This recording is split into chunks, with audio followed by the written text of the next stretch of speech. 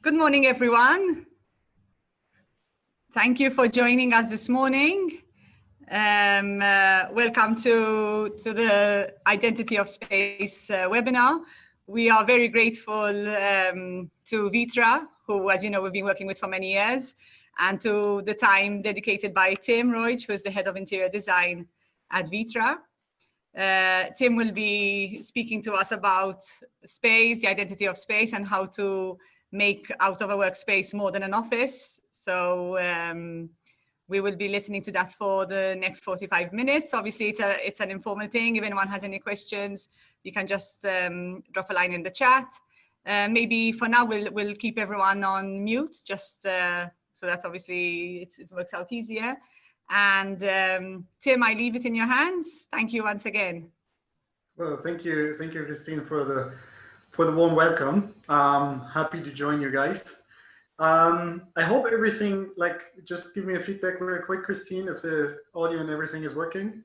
From my end, it's fine. If there's anyone who wants to check, or is everyone hearing? I guess so. If you want to just do a quick round, good morning, feel free, yeah? Please, everyone.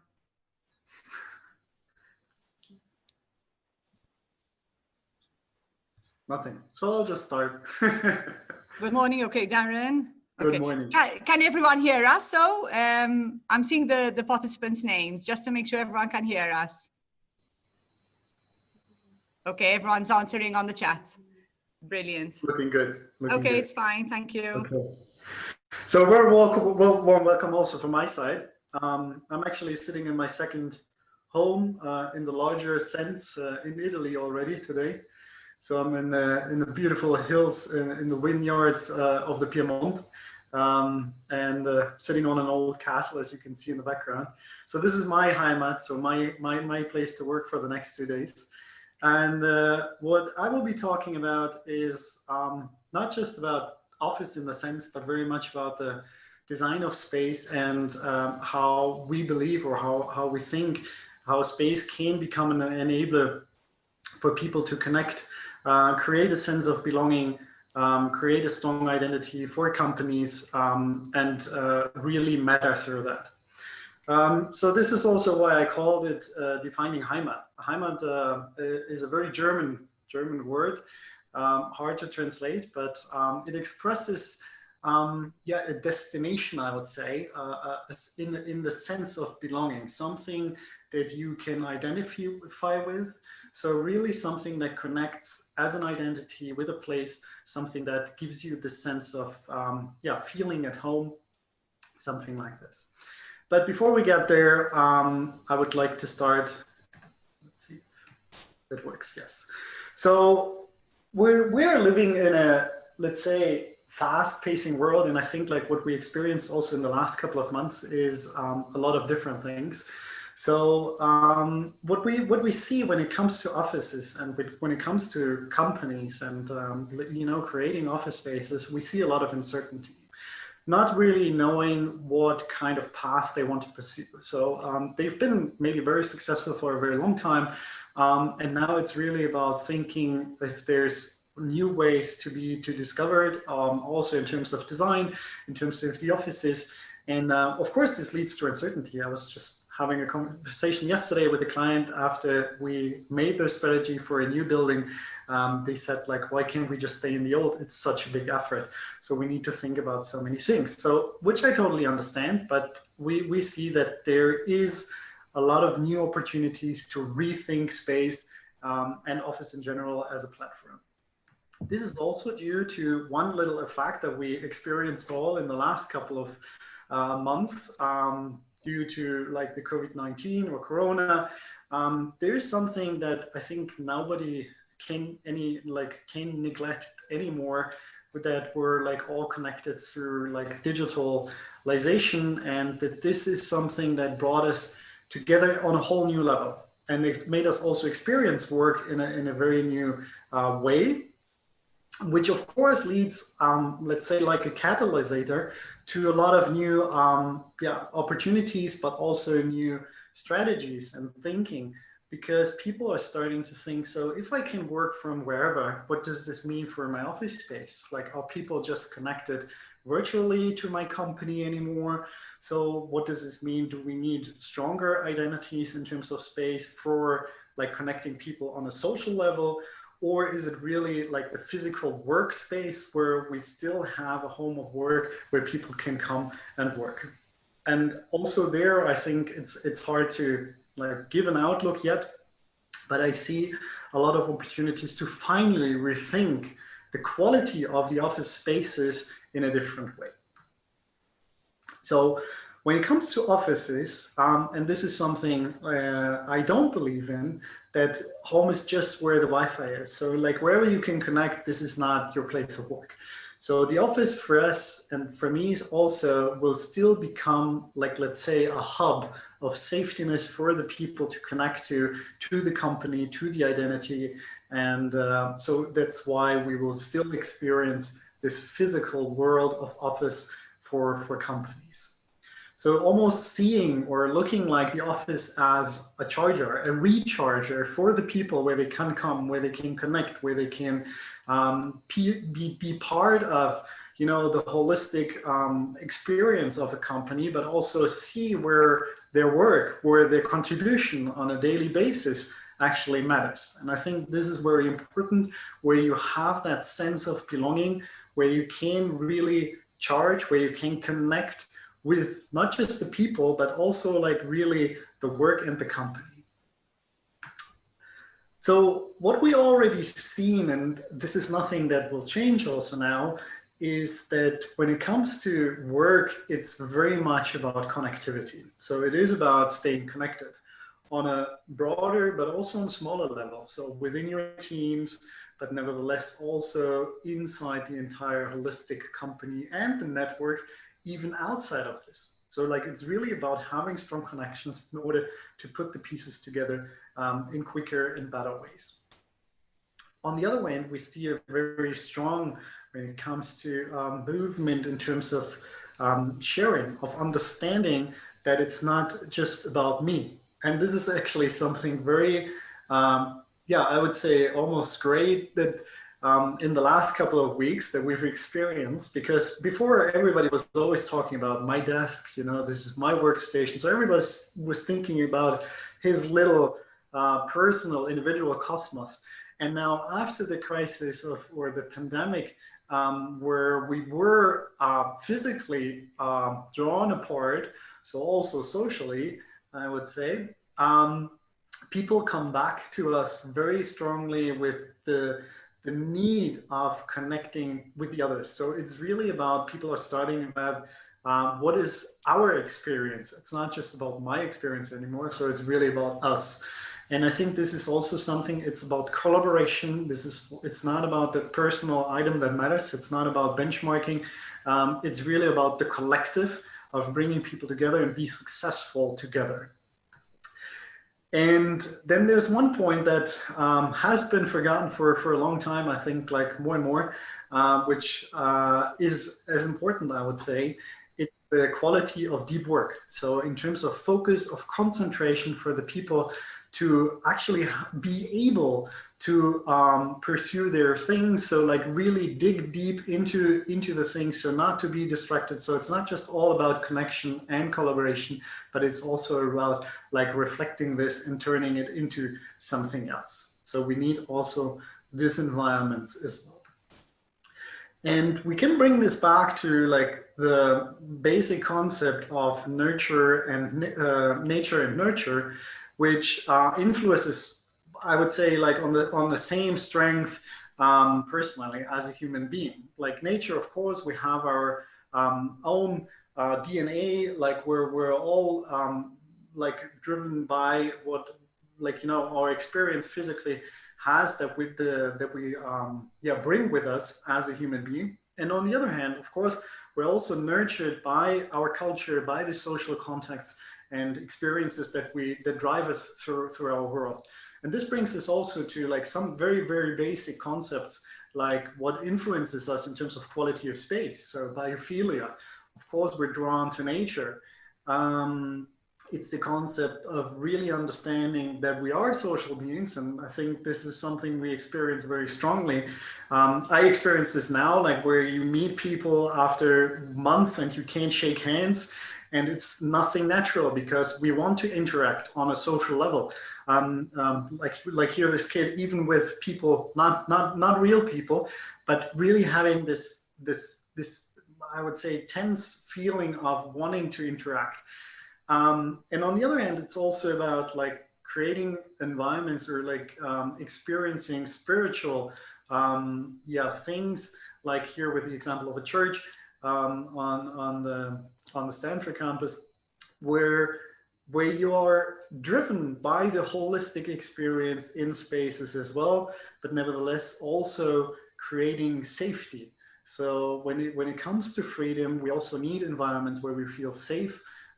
Like this is a natural need or requirement we have as human beings as well. So this is something we need to forget. So like, and I think that's what is also important. And when we design spaces, it's not just about the appearance of it, but what we need to experience behind the doors of companies in the offices is that they need to be experiences that we can share with all senses.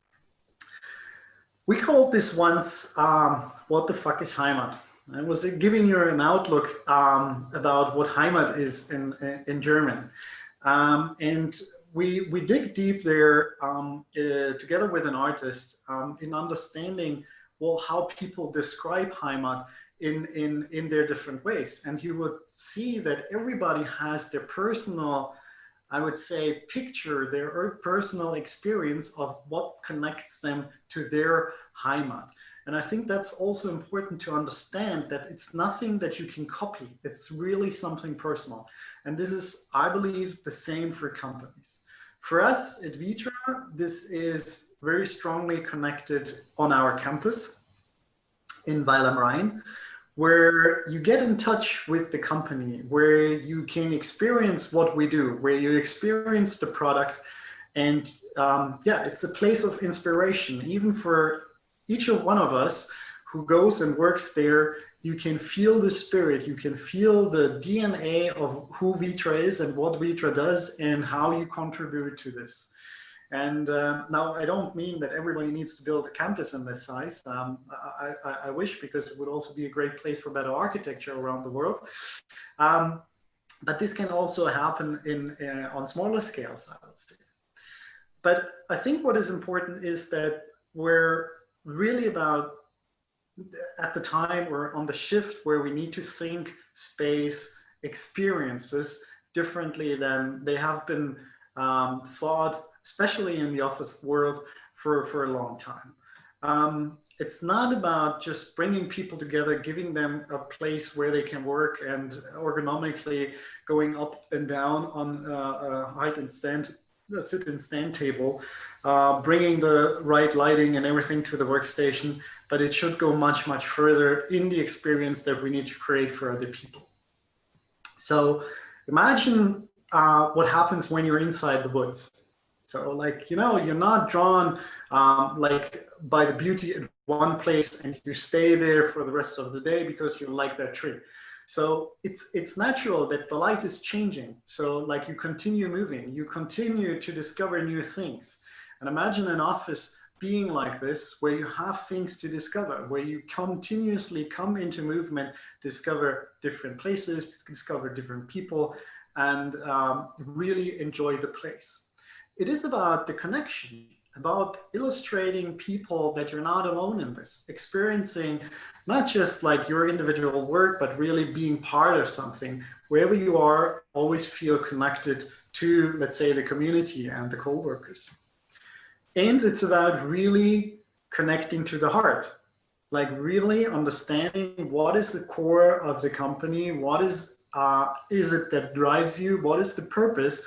That should always be at the center. That should always be at the experience of the space where people come, where they spend their time and they work for a company. So how to bring that to life, and bring to life your heart, but also make your Heimat, your culture, your DNA, your identity visible. And I want to give you some examples of projects that like we've seen on experiencing their heart or their culture on different levels. And I want to start with human-centered culture, where these days we experience, I think, very strongly what on a human scale, it also means to have the freedom to work differently. I don't know how it is in Malta, so I'm happy also to share your experience in the last months here, but let's say in Switzerland, Germany, here in mid-Europe, I would say it's been a huge step for people to experience what the possibility is. Because before, home office, yes, it was there, maybe 1 day a week, maybe sometimes 2, but it was never like really fully accepted by the people. Now we experience also the downside, but nevertheless, it is something where we probably have a better understanding of where it can help us to maybe work better than just in the office itself. But there's also things that we might miss, like in this virtual world.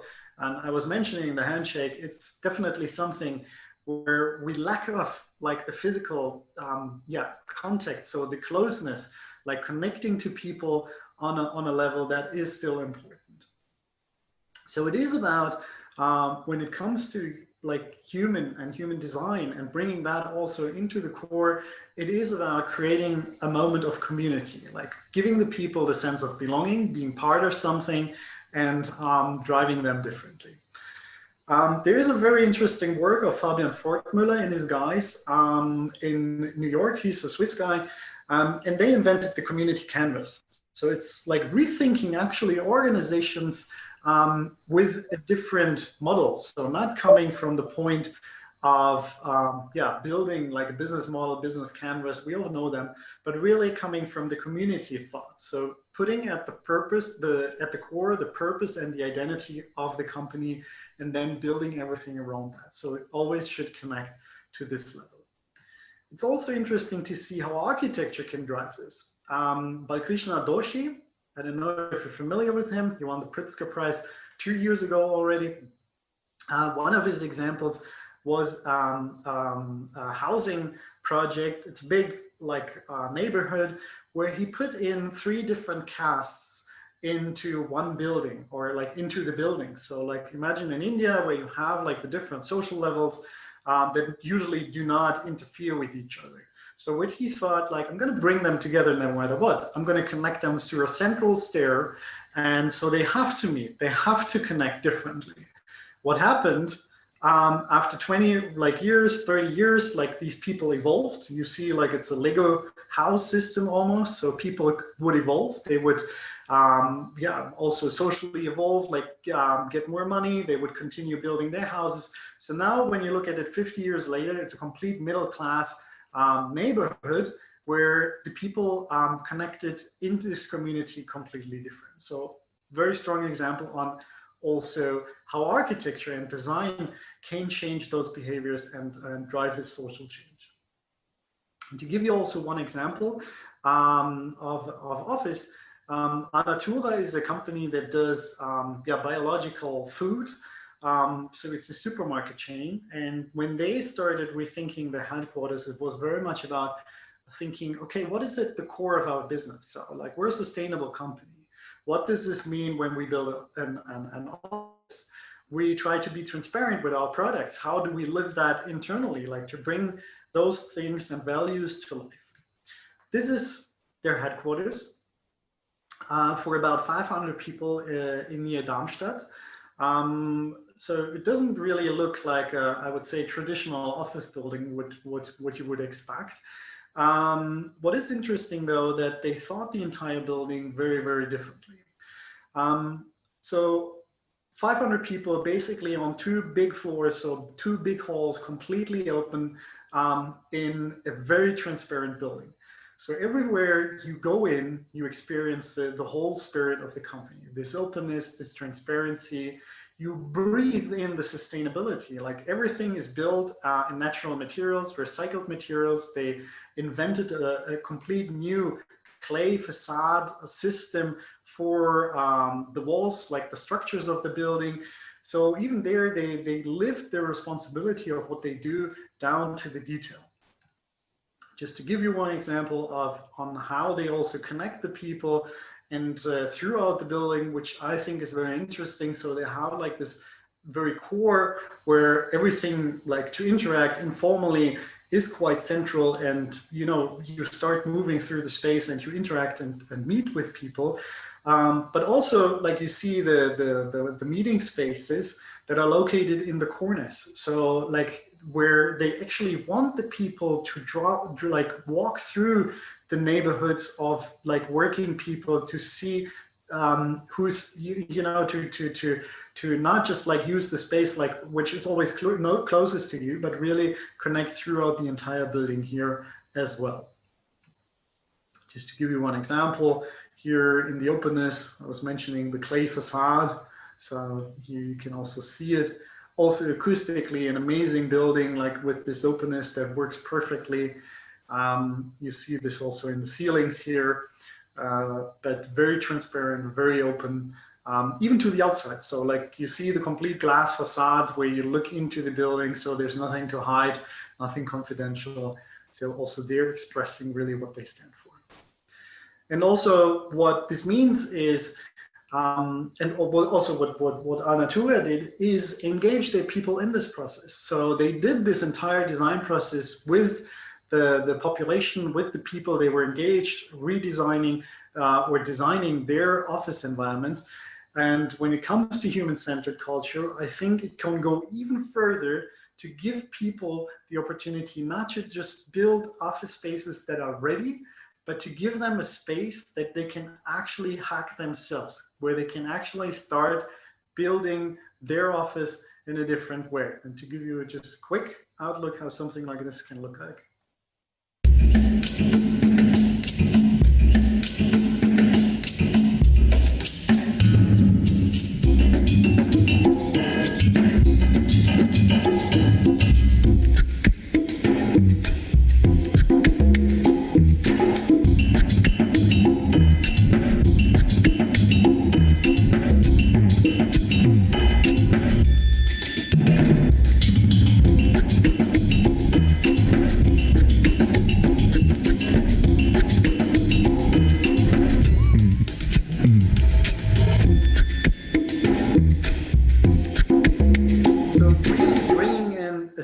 Of the people having the opportunity to design space. And I know we experience something like this maybe in workshop scenarios. We're all familiar with maybe design thinking methodologies like this.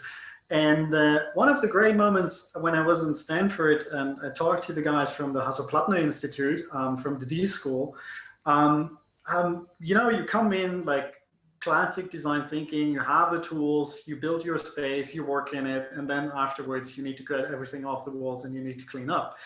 So you might think like people are familiar on how to work with those spaces, and like, they always like create their like the same environments which they work in. And when I asked them how many times it happens that, they see something that people create in the work environment that they haven't seen before, they mentioned it was almost every time. So there is something inside of us that we can discover to create this moment of innovation, of creativity, and also, enable us in working better, because it is an individual experience that we need to create. So why not integrating that much more, like also Doshi did in his architecture. He said, like, you continue building, like it's not a ready built house, like it's yours. You need to live in it, so make something out of it. Why not thinking office in the same way? On the other hand, we experience very strongly in a more digital and more digital world on what is the product. So I think this becomes even more relevant, like if this scenario of people being more apart from like the offices, from the headquarters of the company, it becomes even more relevant for them to identify with the work that they do and the product that they actually deliver. This has been very important because in the digital world, you don't see things. Now, even in architecture firms like here in NBBJ, they realized and they saw that the whole experience of their projects wasn't going through the entire company. So what they did is they started prototyping again. They started building models again, and they put, let's say, the workshop at the core of the stairs where everybody walks up and down through the building to see what is happening and what projects are going on. In a more digital world, an agency, digital agency, RGA, their office in New York. There's also a great movie if you want to look into that, designed also by Foster. The space, very interesting. So you see where the people also here connect through the stairs. You see the coffee places and everything around that place. You see those big, huge screen, and they turn like 360 degrees around where they show what is going on in the company, where they show their projects so that everybody gets an idea of what is happening inside the company. Even companies that do not have a product show their product because it's an experience. For Airbnb, they don't have their own product. They kind of rent out products of others, but it's an experience that they're giving to the people out there in the world. So what they wanted is to create that same momentum for their workers. And it's also part of their onboarding process that you really get into what does Airbnb do? What does Airbnb stand for? And what do we want to create as an experience for the people sitting in the living rooms of others? So this is a recreation, I don't know from where, but something where the people actually recreate those spaces that they actually are selling around in the world. Now, one example of G-Star, when they designed their headquarters in Amsterdam, they had this picture in mind, and they wanted this experience of the workers, of the people on a when they are in the office to really have the feeling of contributing to the product. And they had this picture of Boeing where you see all of the engineering teams sitting around the airplane that they're currently building. So really seeing what is the progress, what is my piece that I'm putting into, like having this like big product in front of you, like where you see what you contribute to. Now, not everybody has the big opportunity of creating airplanes and size of products in this way. G-Star doesn't. They produce denim, so jeans, so they stand for this industrial design. But they wanted to translate that into their headquarters. And what we did with them is we created their own product line. So really something that is only G-Star, and that wherever you are in the building, you can feel that it's part of this philosophy of industrial design, and not even through the denim. So in this, so they kept the idea of the hangar still with Remcolas. It's a beautiful building in Amsterdam. If you take the train from the airport to the city, I think you can see it on the right side. Very beautiful, also worth to visit. And inside, of course, there's areas where you have like the product, the physical product, and where you experience it. But nevertheless, what continues also in other areas is the product line that distributes in a different way, in a different design way, down even to the administrative offices, where still everybody feels being part and contributing to the same product of G-Star that connects through this level. And of course, something that has been driving, or like still will be driving us for more and more time, is how to generate innovation, like how to make sure to keep up with the pace of the changing requirements in the markets, and also disrupt some of your, let's say, businesses, and really think outside of the box. And there's different ways how companies do this, and I just want to share a couple of them. There's a first video of Adidas, who created the Brooklyn Creative Farm. For them, it's not just about driving innovation, you will see also in the short clip, but it's really also about understanding how this will impact their entire company culture and drive this change towards a more innovative company.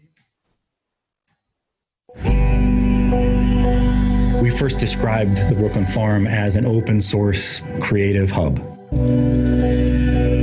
it's not about titles or roles. You don't have to be a designer. You can be an athlete. You can be a kid from Brooklyn. You can be a chef, because we can learn from everyone. It's about bringing creators together and having a space for us to exchange ideas. Spending time with creatives that are outside of where you personally might come from to look at different ways we can do things. It's really about driving a sort of behavioral change, cultural change through experience. The Brooklyn Farm is a creation center. It allows every one of our creatives to be free in your curiosity. It allows us to have the curiosity in what is possible. Now, what you do with this and how you build on it, that's what we're here to see. So you see, it even goes further than the project that they do in Brooklyn itself. But remember what I said about safe space, creating people a space where they can feel the freedom of discovering their creativity. Something where people have the feeling of like really being free of contributing to whatever matters for the company. And it's also about like driving a like huge behavioral shift. So there, as they were saying, it's really bringing in people like from all over the company to like outsiders that, you know, they take from the streets. And where basically you open the door, you put down your role, and you start from scratch in contributing differently. Yahoo did this in their lodge differently in Tokyo. So they opened an entire floor, made it basically a complete hackable space, which became one of the most popular, let's say, co-working spaces in Tokyo. And where now people, you know, go even outside of the company, go down to the floor, drink their coffee, get in touch with others. So it became a very popular also here space to get in touch with the outside world. So inside, like bringing outsiders into the company. And of course, this is one way to drive innovation, like bringing new people into the company. On the other hand, you can also provide space differently. And this is what Amore Pacific did. It's a company in South Korea that they do beauty products. So you might not be familiar with them. This is their new headquarters from David Chipperfield. And they did something different again.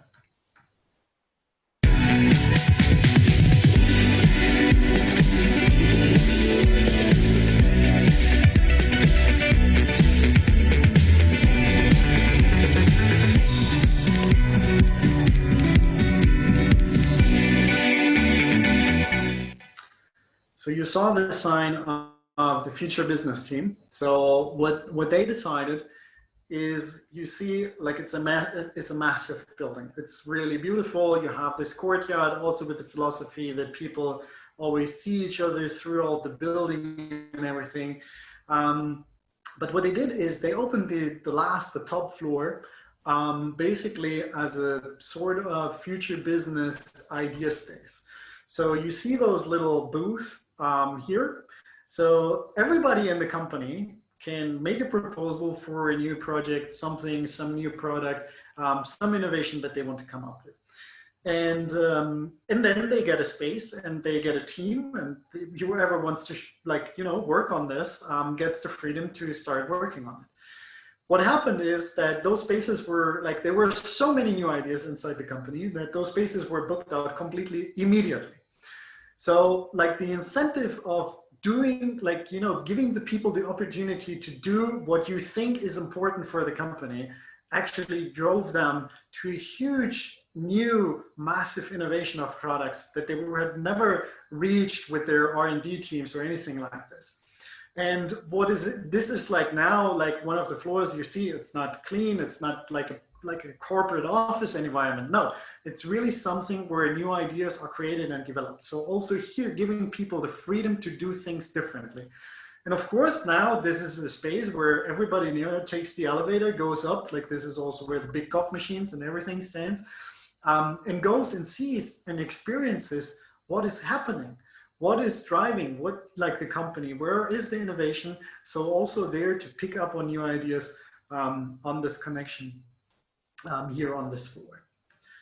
And one other experience is PwC, the consulting firm, which normally is known as being very traditional, but nevertheless they've also arrived in the digital world and created this experience center in Zurich, which we developed together with Stefan Hürlimann. And for them, it was very important to kind of create this environment almost like a gym, because they said, we work here with clients, maybe for a day, maybe for a week, but we always have different setups. We need to be able to create this space depending on what we're actually doing there during that day. And what they did then is basically not put any walls. So like you see just a moving wall, the dancing wall, like something on wheels, which enables you to create spaces for like, you know, acoustic pinboards, whiteboards, but also plans, integrating screens with curtains that you pull out, that you pull in, that acoustically separating the different spaces so you can easily work in there. But in the evening, basically, it always gives you the opportunity to clean everything up and leave the space as it used to be before, and then start from scratch again for the next day. Of course, there's also here, there's like some privacy, some things where you enable the people to, you know, really have confidential meetings and anything.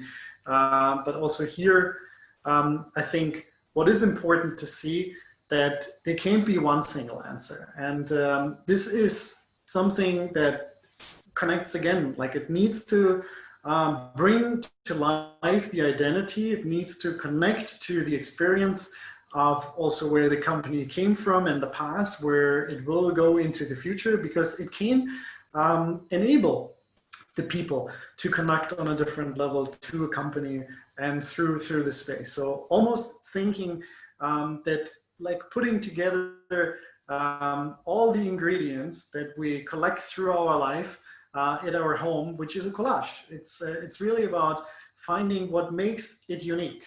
And it's not about forgetting about everything, starting from scratch. It's really about understanding what is important still, what we still have to integrate, what we need to further develop, like Eames did in their case study house.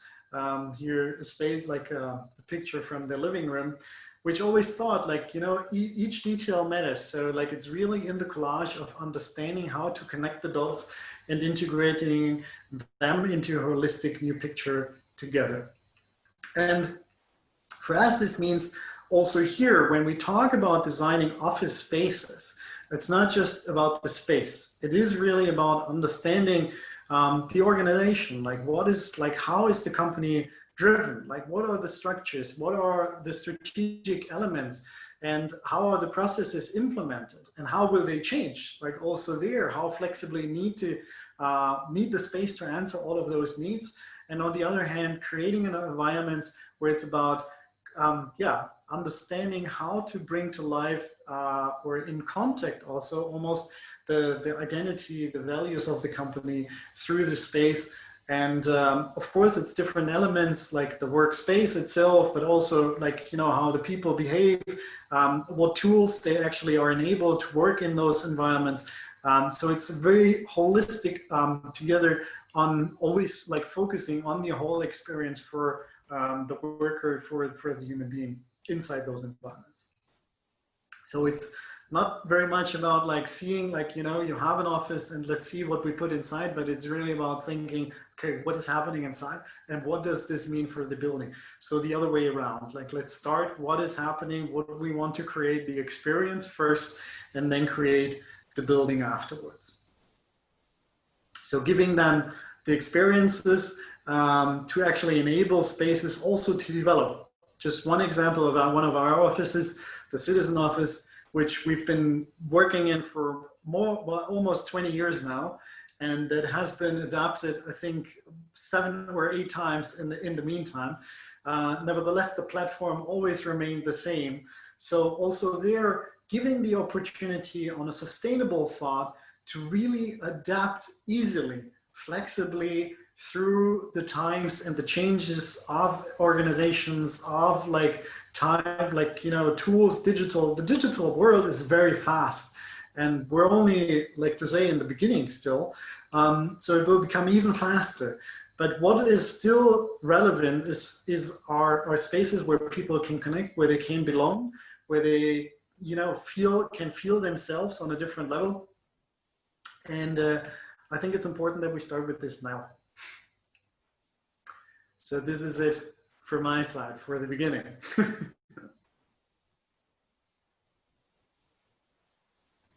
Wow, Tim, thank you. We need to mute. Yes. That was amazing, really inspirational, and some great food for thought. Can you hear me? Yes, I can hear you perfect. Okay, I'd love to invite everyone who's been listening to us to share any thoughts, any questions, any feedback, because I think lots of the things that Tim has just said are really relevant and have touched, I'm sure, the spirit and the creative spirit of each and every one of you. So if you have some time, we'd love to interact a little bit and hear from you, just by chat or even better, just unmute and talk. I mean, this is an informal thing. Yes, please.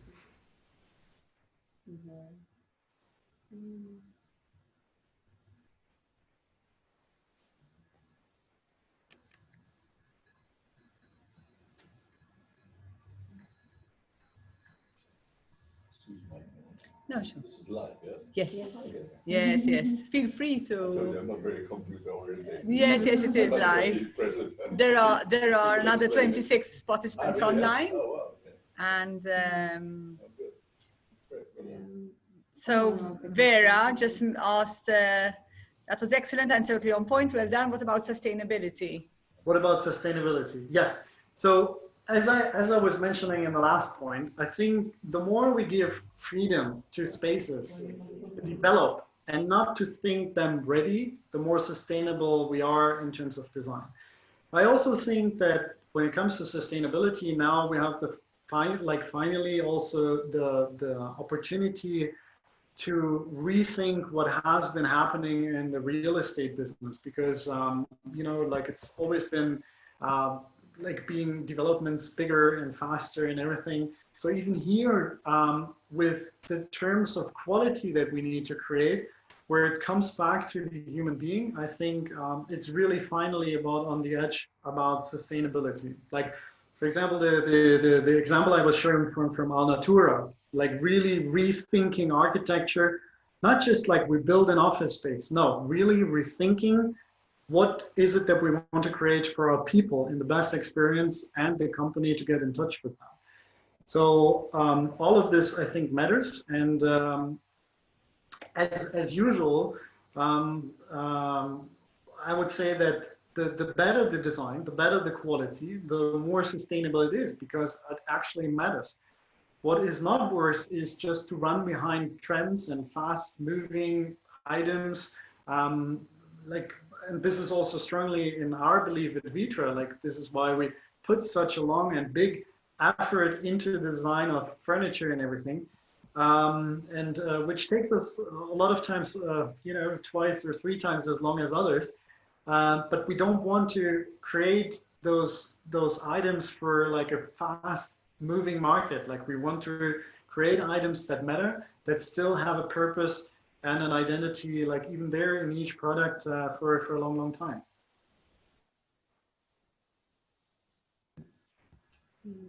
Okay. So Tim, you're managing to read the comment? Okay, great. Yes.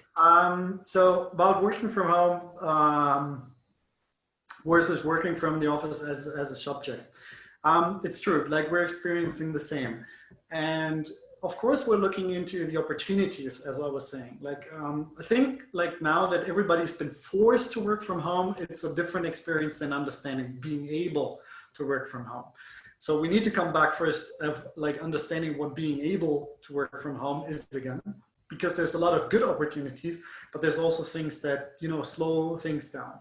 So what we see is a strong tendency, as I was mentioning also in the beginning, of companies creating, well, first of all, it might be a huge opportunity to like reduce space in terms of like not like creating dead offices, which we already do have today, because I think it's not about like giving, like this was also in the debate of like mine versus us.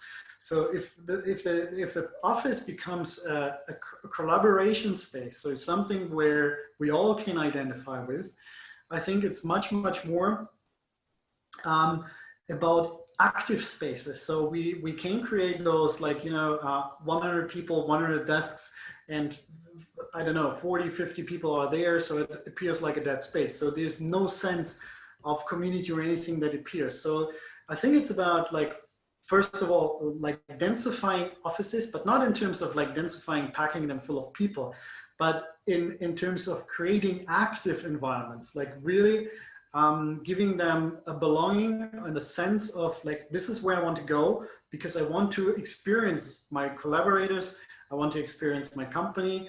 And this is also something where it's not just about, it might be about space saving. I'm not saying cost saving. So cost saving in terms of space, yes. But in terms of costs, I'm not 100% sure, because I think the same cost that we're spending for too much space and waste needs to go stronger into the quality and the good design, because when you want to draw your people back to the offices, they need to have a certain quality that can't be demanded by like standard A, B, C.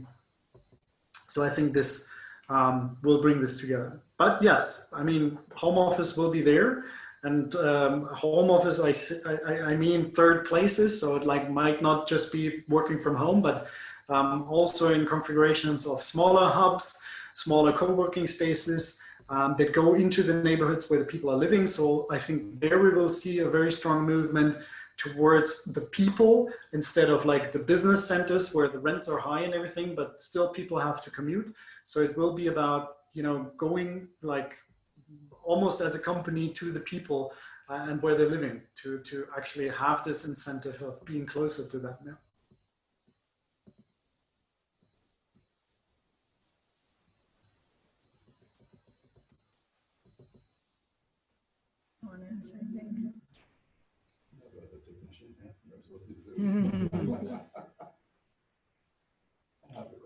Yes, okay, we have an architect over here with us, so he's just going to ask a question. Yes, please. A designer. First of all, congratulations. It's a very well presented seminar. As I talk from personal experience, you learn something every day. And today I've learned something. You mentioned, which to me is a novelty, renting out products. So bear with me. So I avidly enjoy doing commercial work. I enjoy designing office spaces. This idea of renting out, for example, let's say garden furniture or, I don't know, leather sofas. It could be almost a cost-saving exercise in the interest of the client, where he's not actually purchasing the furniture. He could be renting from somebody, and at the same time creating a showpiece for the would-be supplier. In this case, Vitra or anybody else. How does that work? Because ultimately, the furniture is going to get, within inverted commas, damaged or used. So then I suppose the supplier would have to sell it as second-hand. Is there a demand for this? No, because we do have, as the vendor, we do offer through an arrangement with Grenke, which is an international. US Vitra, I'm saying, not talking about companies in general. As a vendor. No, okay. So, well, that's a different story. But we would, you could sort of rent, and then at the end of the 5 years, for example, you have an option to buy it, or else it will be taken back. Like leasing a car, yeah. Exactly. But Vitra Direct, I don't know if they've ever done it. No, I'm not pointing out. Okay. No, actually, we've been developing this case. Really on the thought of sustainability. So also there, the second cycle, creating a second cycle of understanding you have the need now. It might change as an organization to tomorrow. So you need to change the environment. Of course, this is something that we're looking into. We started building the case in Germany and in Switzerland for now. We're actually looking into this now also for home environments. So also there, If the demands change and everything, so like you might need a home office environment today, then you're moving, you don't need it anymore because you live close door or anything like this. So we're looking into those cases, yes. It's difficult because as I see it, it's very much about the holistic experience again. So like the entire service space. So furniture is just like one item of it.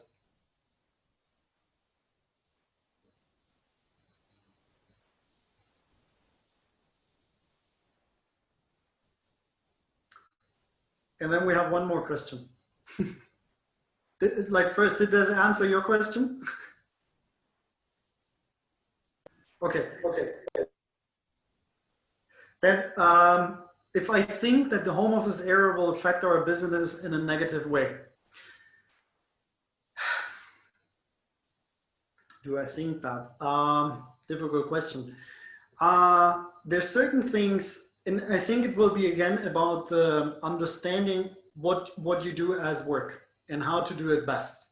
Home office can be a very effective place to work in for certain things, but it's very, very slow for others. This is something that I and my team, for example, experienced in this time where you were first forced to work from time, no matter all digital tools of like immediate like messaging and everything. It's still very sequential. Like it's not like parallel. It's not as fast as things happen when you're physically together. And it almost, slows you down to a certain degree. But there's certain things that the home office can do in a very, very efficient and good way. Where you also like learn to focus differently, put your priorities differently. Working from home gives you the freedom of space. So I think there's the pro and cons. So like it's something we will have to discover. I know for certain people it's not that good as for others. So also here it's very individual. I was talking to one of my colleagues yesterday. She was like, I need to go to the office this afternoon because I need to concentrate, because she's working from home together with her boyfriend, and said like, forget it. Like this, like he's on calls, I'm on calls, like doesn't work if I need to concentrate. So it's, again, it's about, yeah, I think it's like about our personal understanding and responsibility of dealing with space, similar like in an office environment where you have the opportunities, where it's not just your desk where you work, but thinking it as a landscape and deciding what is the best thing to do where. But the opportunities are less at home. So this was my experience. This is why I like to go back to the office again, because I have more space actually.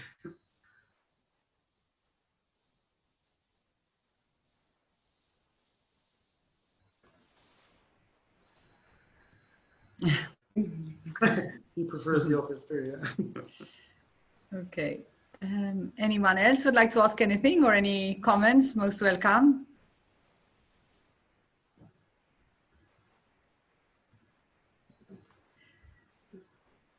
Okay.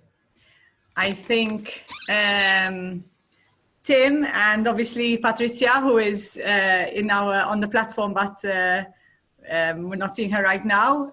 Once again, thanks for always supporting us and being there, offering your time and your talent more than anything else.